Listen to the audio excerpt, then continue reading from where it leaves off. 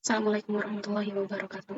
Perkenalkan kami dari kelompok 13, mata kuliah metode kuantitatif yang terdiri dari 3 orang, yaitu yang pertama, Ani Afianita dengan NIM 2202113597.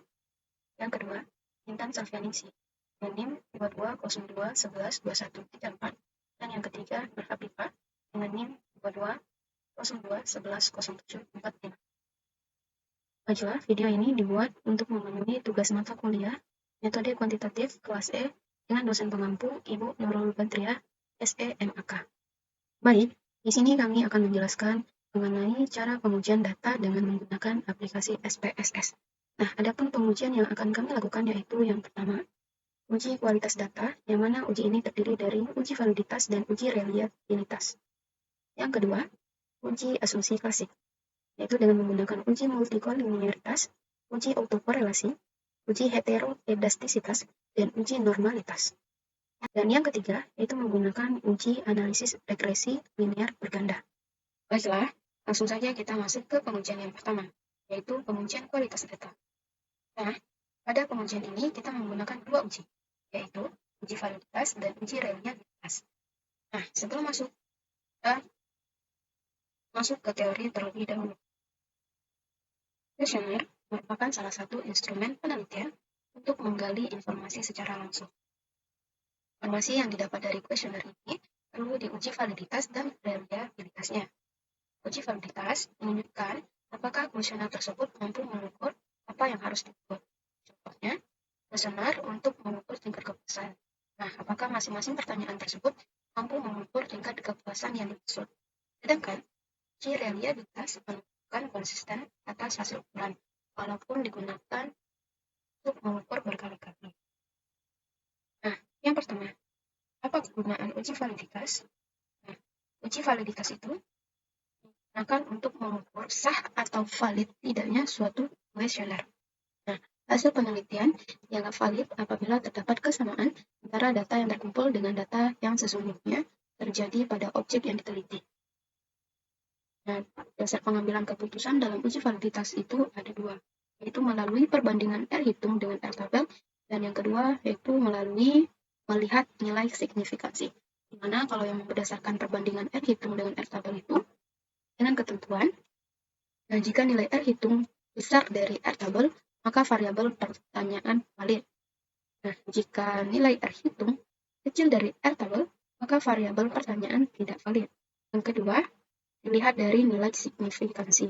Nah, jika nilai signifikansi kurang dari 0,05, maka data tersebut valid.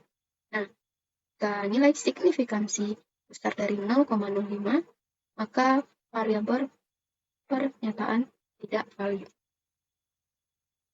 Nah, sedangkan uji reliabilitas digunakan untuk mengukur konsistensi variabel penelitian. Artinya, suatu variabel dikatakan reliable atau handal jika jawaban responden terhadap pertanyaan konsisten atau stabil dari waktu ke waktu. Nah, dasar pengambilan keputusan uji reliabilitas ini yaitu jika nilai Cronch-Bench alpha besar dari 0,6, maka instrumen kuesioner handal atau reliable. Nah, jika nilai Cronch-Bench alpha kurang dari 0,6, maka instrumen kuesioner tidak handal. Nah, sedangkan uji reliabilitas digunakan untuk mengukur konsistensi variabel penelitian. Suatu variabel dikatakan reliable atau handal jika jawaban responden terhadap pertanyaan konsisten atau stabil dari waktu ke waktu. Dasar pengambilan keputusan dari uji reliabilitas ini yaitu jika nilai Cronch-Bench alpha besar dari 0,6, maka instrumen kuesioner handal atau reliable. Jika nilai Cronch-Bench alpha kurang dari 0,6, maka instrumen kuesioner tidak handal. Nah, bagaimana penerapan dari uji validitas dan reliabilitas ini? Yuk, langsung saja kita masuk ke contoh soal. Nah, di sini saya sudah mempunyai data hasil kuesioner di Excel tentang tingkat kepuasan pelanggan dengan menggunakan 10 pertanyaan atau 10 variabel. Nah, ini dia variabelnya, 10 pertanyaan dari P1, P2, P3 hingga P10. Dengan jumlah responden itu sebanyak 25 orang.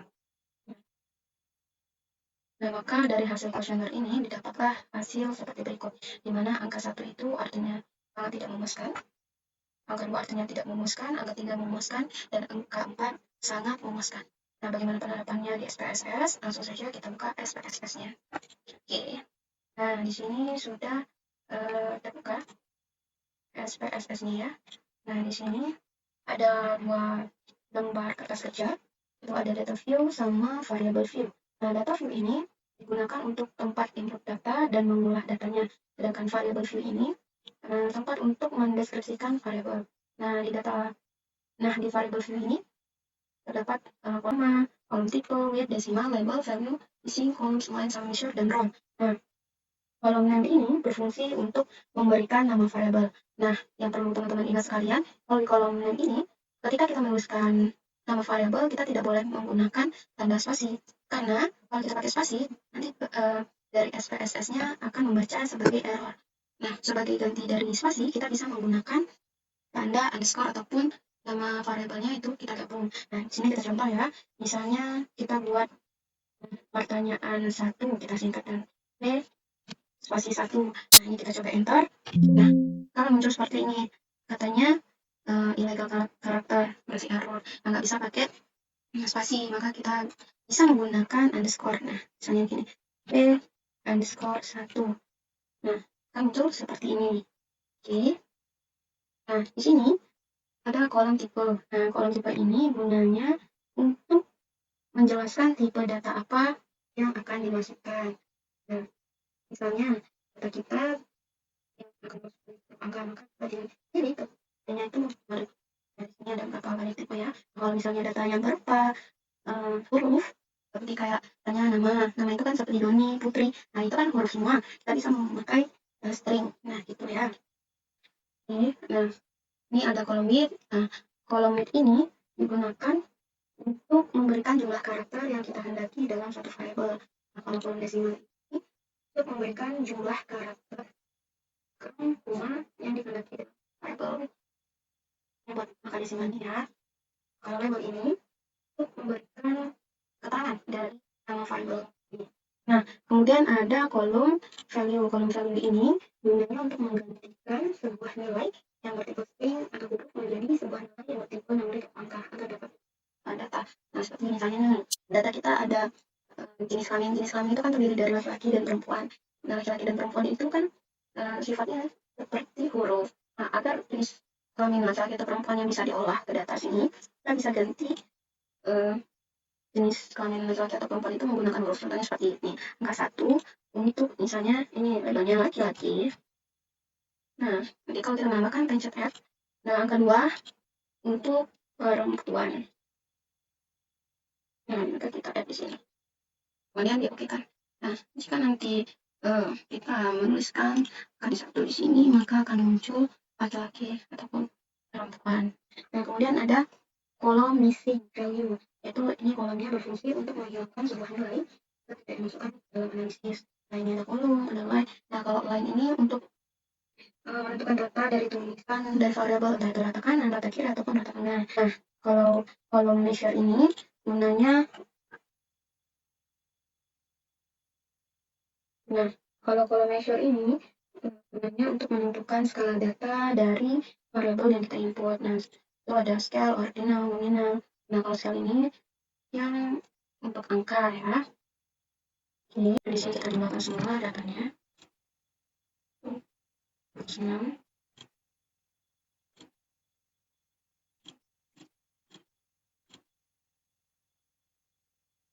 Nah, setelah masuk semua variabelnya, kita berikan oke.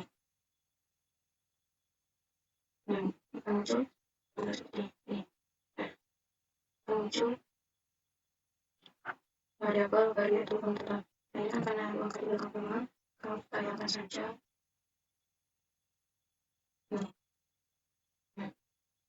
Nah, selanjutnya kita masuk ke uji validitas. Yang cara kita pilih analyze, habis itu kita pilih provide, kemudian pilih different. Semua variabelnya kita load, kemudian kita masukkan, kemudian kita pencetkan kolom ini. Jika sudah muncul variabel baru total, selanjutnya kita masuk ke uji validitas itu dengan cara klik analyze, kemudian pilih provide, kemudian pilih different. Nah, jika sudah muncul seperti ini, kita klik pencetkan di keyboard Ctrl A, lalu semua, kemudian kita klik ini pindahkan variabelnya. Kemudian pastikan persen ini tercentang ini set mencetak. Dan setelahnya kita klik. Nah, akan muncul hasil seperti ini. Nah, untuk uji validitas itu, kita melihat validitas atau tidaknya dilihat dari kolom total ini. Nah, tadi kan kita bahwa dasar pengambilan uji keputusan itu melalui A2 itu melalui satu melalui perbandingan itu dengan tabel, dan yang kedua itu dari signifikansi. Nah, bagaimana interpretasinya? Di sini yang kita lihat hanya kolom total saja. Nah, ini yang kita lihat untuk R itu besar dari R tabel. Nah, ini namanya R hitungnya, sedangkan R tabelnya kita bisa lihat. Nah, nilai R tabel. Untuk melihat nilai R tabelnya berapa, kita harus melihat dari banyak data kita. Dari banyak data kita itu sebanyak 25, maka kita cari datanya 25 dan tingkat signifikasinya itu 5%. Hari dapat itu R tabelnya sebesar 0,396. Nah, di sini kan dasar pengujiannya yaitu jika nilai R itu besar dari R tabel, maka variabel ditandai valid. Nah, sekarang R itunya 0,801, sedangkan R tabelnya tadi 0,39. Maka pertanyaan 1 itu valid karena dia lebih besar. Kedua, dengan pernyataan 2, valid 0,740 besar dari 0,369. Nah, pernyataan 3, 0,770 besar dari 0,39, maka pertanyaan valid. Begitu juga dengan pernyataan 4, 5, 6, 7, 8, 9, 10. Semuanya lebih dari 0,39, maka semua pertanyaan valid. Nah, selanjutnya kita masuk ke uji data reliabilitas. Nah, setelah semua pertanyaan tadi valid, kita langsung masuk ke uji data reliabilitas, itu dengan cara yang pertama pilih scale, kemudian yang pertama pilih analyze, yang kedua pilih scale, lalu klik reliability analysis. Nah, kita klik muncul seperti ini. Ini akan kita upload. Disisakan kolom totalnya. Bisa coba pindahkan variabel cek. Nah, kemudian kita klik statistik. Kemudian kita centangkan scale if item delete. Nah, kemudian kita klik continue. Kemudian kita pilih OK. Nah, akan muncul hasil seperti ini. Nah, kan pada uji reliabilitas itu dasar pengambilan keputusannya dilihat dari bench alpha. Nah, di sini kita cari, kita tengok di bagian reliability statistik. Nah, di sini untuk mencari bench alpha kita lihat di kolom reliability statistik. Nah, di sini ada bench alpha 0,11. Nah, dasar pengambilan keputusan uji reliabilitas ini, jika nilai bench alpha besar dari 0,6, maka kuesioner handal. Dan jika nilai bench alpha kurang dari 0,6, maka kuesioner tidak handal. Dan di sini sudah dapat bench alpha itu 0,1. Terus dari 0,6, maka data ini handal. Jadi bisa disebutkan bahwa data kuesioner kita valid dan handal. Nah, selanjutnya kita akan membahas tentang uji asumsi klasik untuk regresi linear berganda. Sebelumnya kita harus tahu apa itu uji asumsi klasik. Uji asumsi klasik merupakan uji prasyarat yang dilakukan sebelum melakukan analisis lebih lanjut. Nah, mengapa kita harus memenuhi uji asumsi klasik dan harus terpenuhinya uji asumsi klasik? Karena agar diperoleh model regresi dengan estimasi yang tidak bias dan pengujian dapat dipercaya. Nah, apabila ada satu syarat saja yang tidak terpenuhi, maka hasil analisis regresi tidak dapat dikatakan bersifat buruk atau base linear unbiased estimator. Nah, pada uji asumsi klasik pada regresi linear berganda ini ada 4, yaitu yang pertama uji normalitas residual, yang kedua uji multikoliniaritas, yang ketiga uji heteroskedastisitas, dan yang keempat uji autokorelasi. Nah, selanjutnya kita ke contoh kasus yang akan kita kerjakan menggunakan SPSS. Nah, di sini ada seorang manajer perusahaan ingin melakukan peramalan atas besarnya total penjualan berdasarkan jumlah sales dan harga produk. Berikut datanya. Nah, di sini terdapat 3 variabel, yaitu di mana ada jumlah sales, harga, dan penjualan. Nah, jumlah sales dan harga ini itu termasuk variabel independen, sedangkan variabel penjualan ini termasuk variabel dependen. Nah, selanjutnya langsung saja kita masuk ke SPSS. Oke, langsung saja kita ke SPSS untuk input data. Nah, pertama kita ke bagian variable field untuk membuat variabel. Nah, di sini pada kolom kita tulis X1, kemudian X1, dan Y, di mana X1 dan X2 merupakan variabel independen, sedangkan Y ini untuk variabel dependen. Nah, selanjutnya akan muncul seperti ini. Pada kolom label X1, kita isikan saja X1 ini sebagai jumlah analis. Pada X2 itu kita beri keterangan harga, dan pada ini kita beri keterangan penjualan. Nah, setelah selesai, selanjutnya kita ke bagian data view. Nah, di sini akan muncul variabel yang sudah kita buat tadi. Nah, selanjutnya kita beri keyword untuk mengcopy data. Ini datanya, tinggal kita copy saja.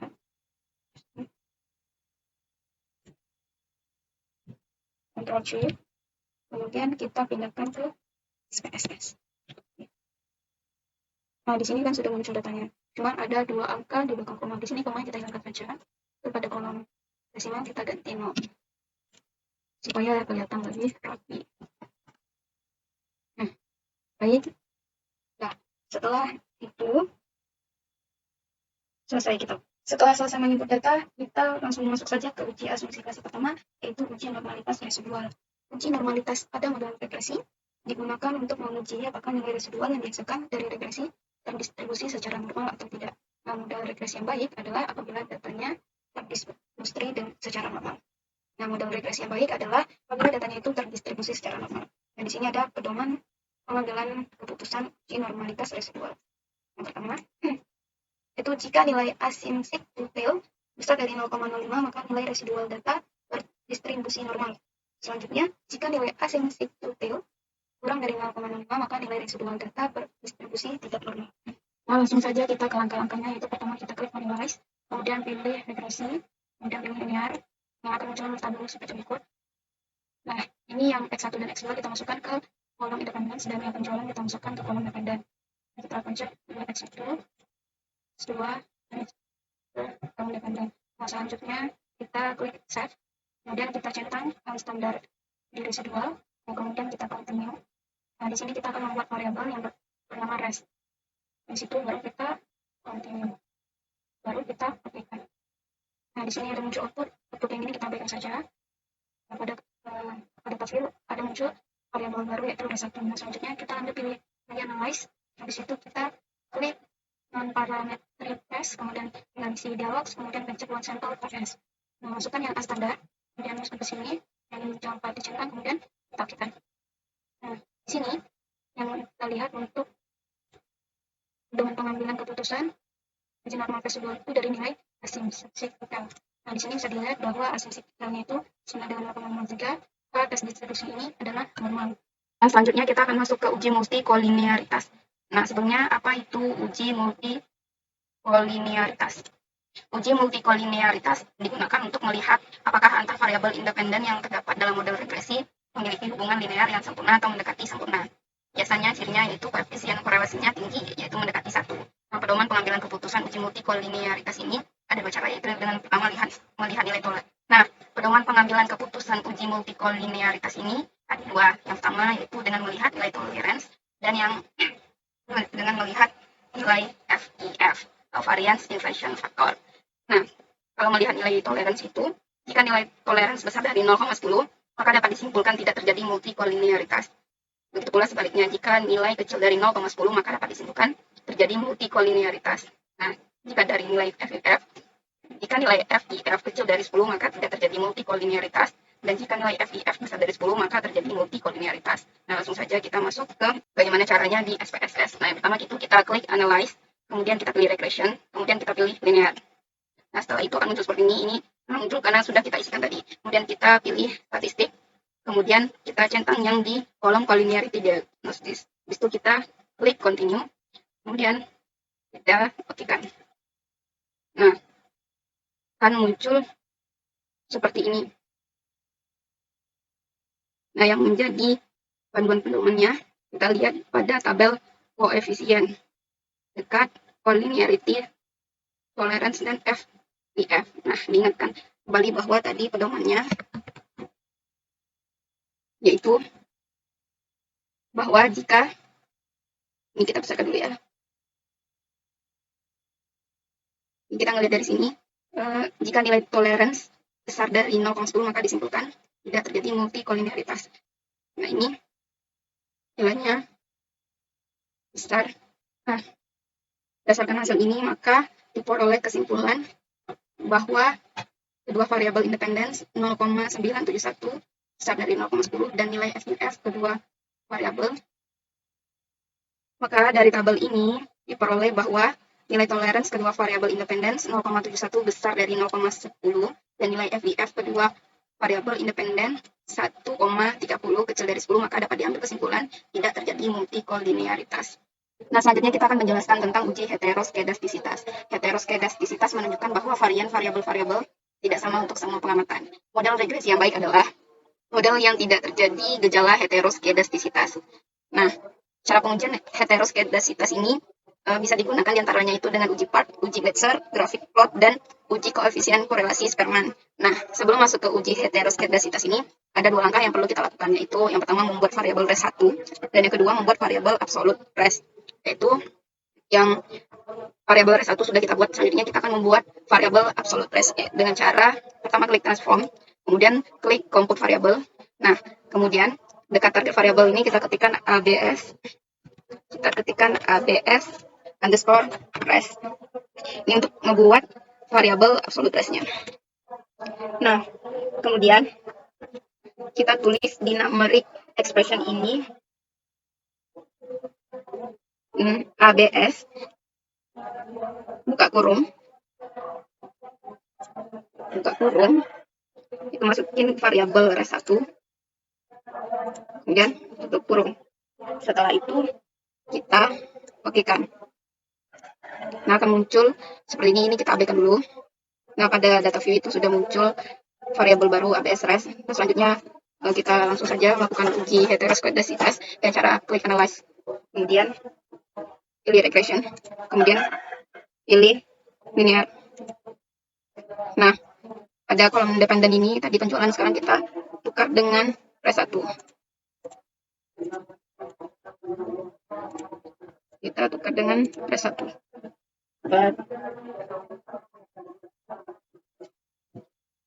Nah, pada kolom dependen ini kita tukar dengan variabel ABS res. Setelah itu kita klik OK. Setelah itu akan muncul beberapa tabel. Nah, yang akan kita gunakan yaitu tabel koefisien dengan variabel dependennya ABS res. Nah, yang kita lihat yaitu di kolom sig. Nah, yang mana pedoman tadi heteroskedastisitas itu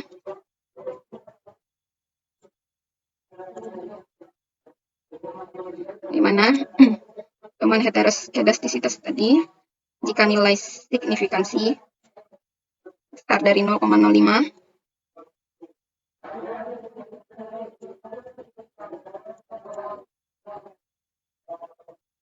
maka tidak akan terjadi heteroskedastisitas. Nah, di sini sudah terlihat bahwa signya hasilnya 0,312 dan 0,370. Maka dapat diambil kesimpulan bahwa datanya tidak terjadi heteroskedastisitas. Baik, selanjutnya kita masuk ke pengujian yang ketiga, yaitu uji regresi linear berganda dengan SPSS. Nah, sebelumnya kita harus tahu apa dulu pengertian dari analisis regresi linear berganda. Analisis regresi linear berganda adalah analisis yang digunakan untuk mengetahui pengaruh dua atau lebih variabel independen terhadap variabel dependen. Selain itu, regresi linear berganda juga digunakan untuk meramalkan suatu variabel dependen berdasarkan beberapa variabel independen. Nah, lalu apa perbedaan antara regresi linear berganda dengan regresi linear sederhana? Nah, perbedaannya yaitu terletak pada jumlah variabel independen. Nah, kalau pada regresi linear sederhana terdapat hanya satu variabel independen, sedangkan pada regresi linear berganda terdapat dua atau lebih variabel independen yang mempengaruhi variabel dependen. Nah, sebelum melakukan analisis berganda, kita perlu melakukan uji prasyarat atau disebut juga dengan uji asumsi klasik. Nah, uji asumsi klasik sendiri dilakukan agar mengetahui apakah model regresi tersebut merupakan model regresi yang baik atau tidak. Nah, berikut ini uji asumsi klasik regresi linear berganda, yaitu ada 4. Yang pertama, ada uji normalitas. Yang kedua, ada uji heteroskedastisitas. Yang ketiga, uji multikolinearitas. Dan yang keempat, uji autokorelasi. Nah, selanjutnya kita akan masuk ke contoh kasus, di mana ada seorang manajer perusahaan ingin melakukan penjualan atas besarnya total penjualan berdasarkan jumlah sales dan harga produk sebagai berikut. Nah, di mana X1 atau jumlah sales itu disebut dengan variabel independennya, harga juga diganti jadi X2, juga termasuk variabel independen, dan penjualan sebagai Y atau variabel dependen.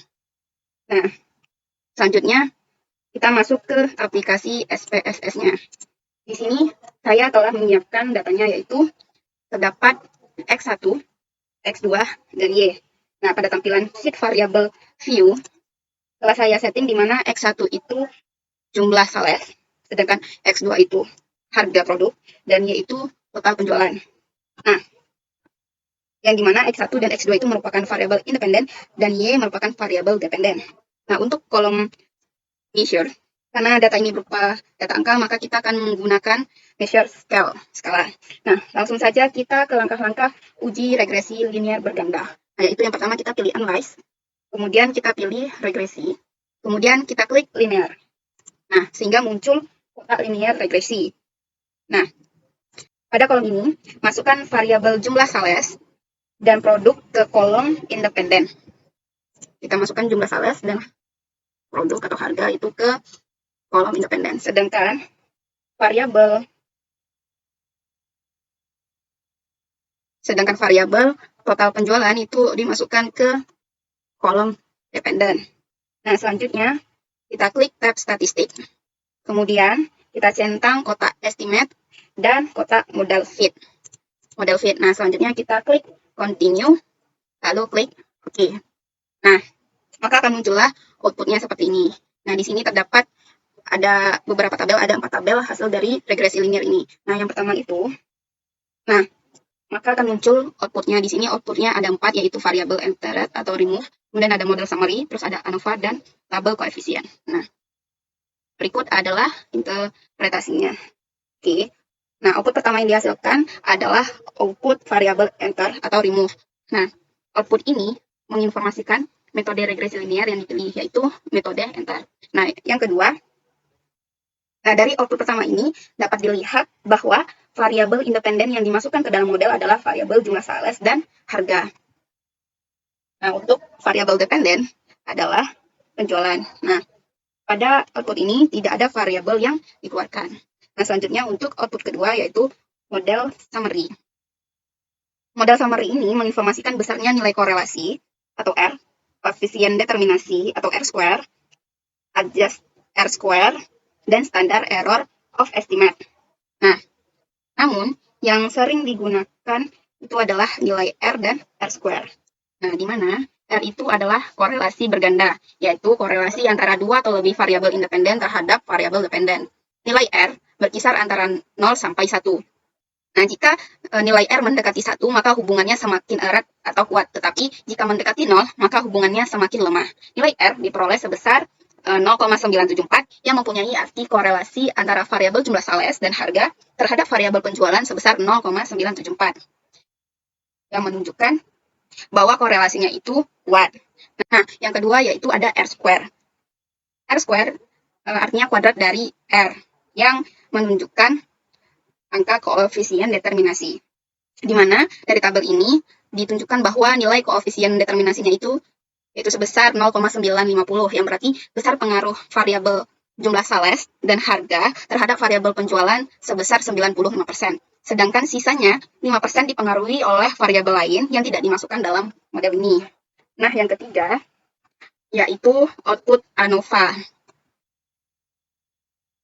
Output ANOVA atau analisis varian yaitu uji koefisiensi regresi secara bersama-sama untuk menguji signifikansi pengaruh beberapa variabel independen terhadap variabel dependen. Nah, berikut ini rumusan hipotesis regresi linear berganda untuk permasalahan di atas. Di mana H0 itu variabel X1 yaitu jumlah sales dan X2 yaitu harga secara bersama-sama tidak berpengaruh terhadap variabel Y atau penjualan. Nah, sedangkan H1 artinya variabel X1 atau jumlah sales dan X2 atau harga secara bersama-sama berpengaruh terhadap variabel Y atau penjualan. Nah, berikut ini pedoman pengambilan keputusan regresi berganda, di mana apabila nilai signifikansi besar dari 0,05 maka H0 diterima, dan apabila nilai signifikansi kecil dari 0,0 maka H0 ditolak. Nah, pada tabel ANOVA diperoleh nilai sigmanya itu 0,00, di mana artinya 0,0 itu kecil dari 0,5 maka H0 ditolak. Karena H0 ditolak, maka H1 diterima. Jadi, variabel X1 jumlah sales dan X2 atau harga secara bersama-sama berpengaruh terhadap variabel Y atau penjualan. Nah, yang keempat itu ada output koefisien. Nah, output koefisien ini digunakan untuk membuat persamaan regresi linier berganda dan uji T. Nah, selanjutnya output keempat yaitu tabel koefisien. Tabel koefisien ini digunakan untuk membuat persamaan regresi linier berganda dan uji T. Adapun persamaan regresi linier berganda yaitu Y topi sama dengan A ditambah B1, X1 ditambah B2, X2. Di mana pada kolom B ini didapat bahwa A-nya itu 28,054 ditambah dengan 10,412 dikurang dengan 0,84. Nah, atau bisa juga ditulis seperti berikut. Penjualan sama dengan 28,054 ditambah 10,14 atau jumlah sales dikurang 0,084 jumlah harganya. Nah, dari persamaan regresi tersebut dapat diterjemahkan sebagai berikut. Mana konstan A sebesar 28,54 merupakan angka konstan yang mempunyai arti jika variabel jumlah sales dan harga nilainya 0, maka variabel penjualan Y bernilai 28,54. Nah, yang kedua, nilai koefisien regresi variabel jumlah sales bernilai positif, yaitu sebesar 10,412. Angka ini mengandung arti bahwa setiap penambahan nilai sebesar satu satuan pada variabel jumlah sales, maka nilai variabel penjualan akan meningkat sebesar 10,412 satuan dengan asumsi variabel independen lainnya nilainya tetap. Nah, yang ketiga, yaitu nilai koefisien regresi variabel harga bernilai negatif, yaitu minus 0,084. Angka ini mengandung arti bahwa setiap penambahan nilai sebesar satu satuan pada variabel harga, maka nilai variabel penjualan akan menurun sebesar 0,084 satuan dengan asumsi variabel independen lainnya nilainya tetap. Nah, selanjutnya kita masuk ke uji T. Nah, uji T ini juga dilihat dari tabel koefisien yang di tabel ini. Nah, uji T atau uji koefisien regresi secara parsial. Parsial itu artinya secara bersama-sama. Nah, kalau yang tadi di kolom B itu secara terpisah-pisah variabelnya. Nah, kalau yang T secara bersama-sama. Artinya semua variabel X1 dan X2 itu bersama-sama mempengaruhi variabel Y. Nah, jadi uji T digunakan untuk mengetahui apakah secara bersama-sama variabel jumlah sales dan harga berpengaruh secara signifikan atau tidak terhadap variabel penjualan. Nah, ada dua cara pengujian koefisien variabel, yaitu pertama dengan jumlah sales dan yang kedua dengan variabel harga. Yang pertama pengujian koefisien variabel jumlah sales, bangun dari B1. Nah, rumusan hipotesisnya yaitu H0 sama dengan jumlah sales secara parsial tidak berpengaruh terhadap penjualan. Sedangkan H1-nya adalah jumlah sales secara parsial berpengaruh terhadap penjualan. Nah, adapun pedoman pengambilan keputusannya yaitu jika nilai signifikan besar dari 0,05 maka H0 diterima. Dan jika nilai signifikansi kurang dari 0,05 maka H0 ditolak. Nah, pada tabel koefisien di baris jumlah sales diperoleh sebesar 0,000 yang artinya 0,000 kecil dari 0,5 maka H0 ditolak. Karena H0 ditolak maka H1 diterima. Jadi artinya jumlah sales secara parsial berpengaruh terhadap penjualan. Nah, yang kedua pengujian koefisien variabel harga. B2. Nah, rumusan hipotesisnya yaitu H0 harga secara parsial tidak berpengaruh terhadap penjualan. H1, harga secara parsial berpengaruh terhadap penjualan. Nah, adapun pedoman pengambilan keputusannya yaitu jika nilai signifikan besar dari 0,05 maka H0 diterima. Jika nilai kecil dari 0,05 maka H0 ditolak. Nah, pada tabel koefisien di baris variabel harga diperoleh nilai sebesar 0,546. Yang artinya 0,546 besar dari 0,05 maka H0 diterima. Jadi, harga secara parsial tidak berpengaruh terhadap penjualan. Nah, sekian materi dari kelompok kami. Kami dari kelompok 13. Pamit undur diri. Assalamualaikum warahmatullahi wabarakatuh. Terima kasih sudah menonton.